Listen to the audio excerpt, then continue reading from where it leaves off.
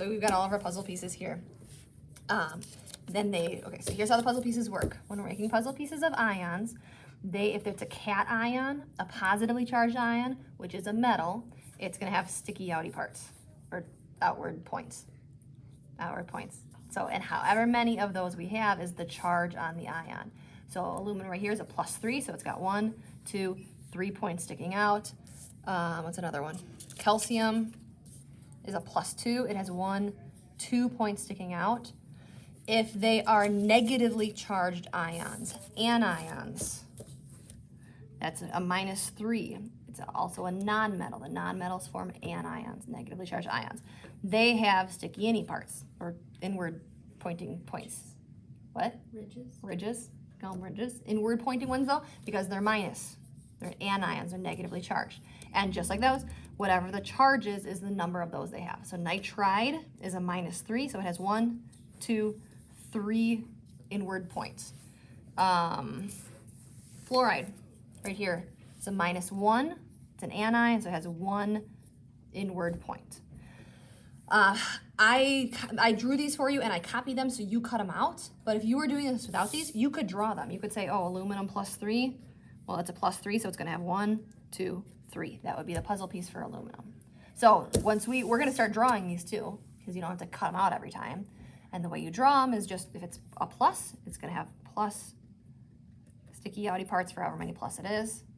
If it's an anion, it's going to have however many sticky any parts, whatever the charge is.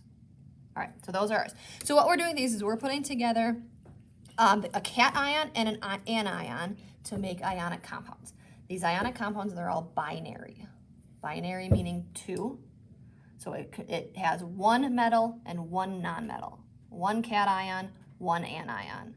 I already erased it, but just like we had on the board. So it can't have aluminum and fluorine and chlorine and another fluorine, because that would have 3 different things. We're doing binary, meaning there's only 2. There's 1 metal and there's 1 nonmetal. I don't have 3 fluorides cut out, so I did make another one like that. So 1 metal, 1 nonmetal. Only 2 different elements, binary.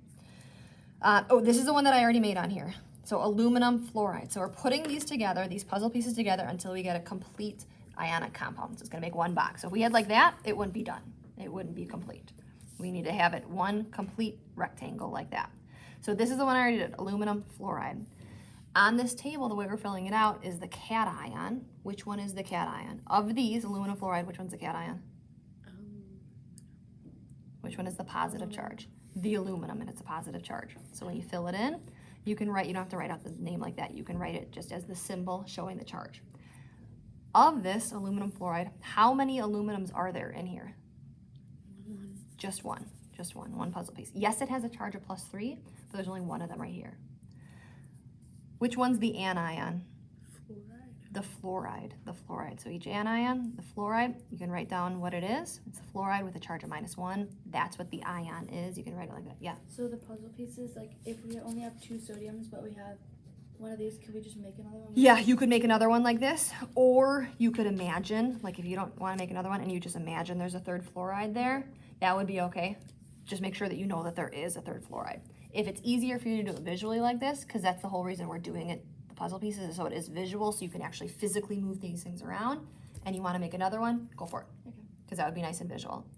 Okay, so the anion is the fluoride ion. How many of them are there? 3. Yeah, 1, 2, 3.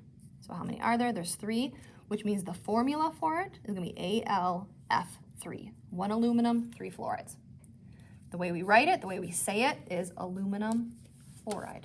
It's already written out for us. We just got to put it together. Okay, let's do another one. Let's do, how about potassium? Can you find another potassium?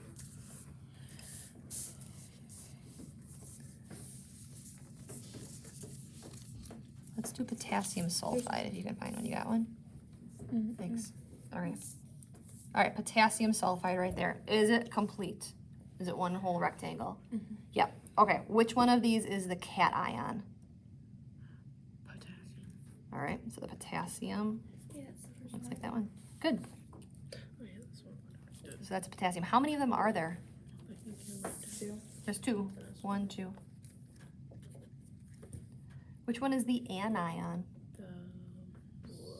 The sulfide. And that's the anion. That's how we write it. Sulfide with a charge of -2. How many of them are there? 1. Just one. So when we're writing out that formula, it's going to be K2S. Do we need to write the 1 right there? No.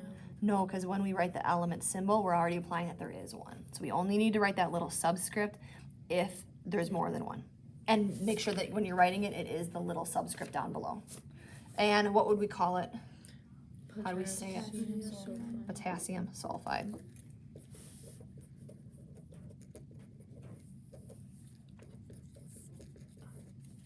Want to do a harder one? You should do this one. Oxide. You want to do the titanium one? You can do that. Here's titanium. Let's do titanium oxide. Oxide. Good. You can do 2 big ones like that. Yep. Yeah. Do any combination of these that works. Because now do we have a complete rectangle? Yeah. So is this a neutral ionic compound? Good. Okay. So which one is the cation? Titanium. We do this one. And how many of them are there? One. The charge is +4, but that's what the charge on the ion is. How many ions are there? Just one. Just one puzzle piece. Each puzzle piece represents 1 ion. What's the anion? Oxide. And how many of them are there? 2. Yeah, 1, 2.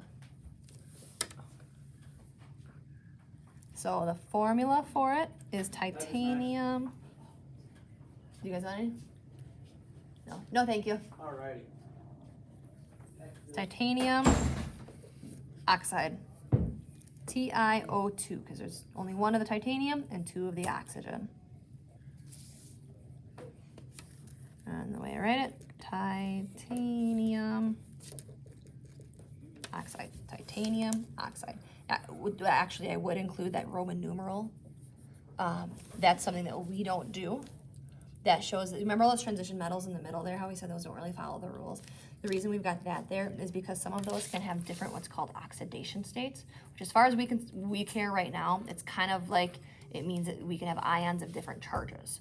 So this Roman numeral 4 right here is just specifying that this titanium ion is a +4. So we would actually write it technically like that. If I could fit it in there.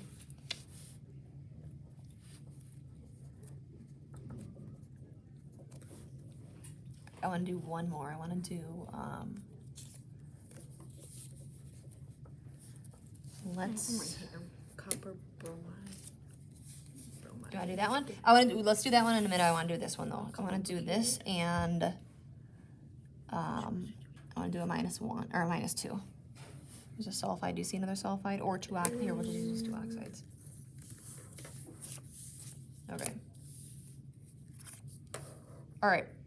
We've got boron and oxygen. Boron and oxide. Is this done? Is this good? No, it's not. So I'm going to scoot it up so we can see it better. So what do we need to do?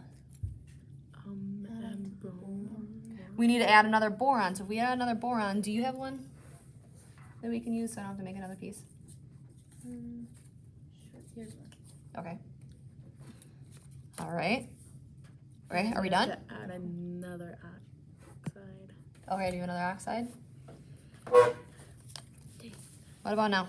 Yeah. Perfect. Okay, good. Now this is boron oxide. Which one's the cation? Boron. The boron. And it's a +3. Yeah. How many of them are there? 2.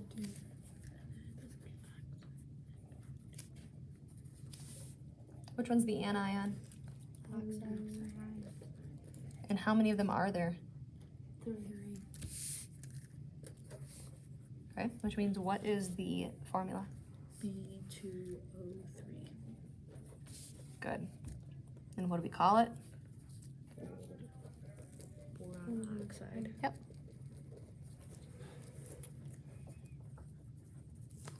Okay. Gonna do one more? Or are we good? Okay.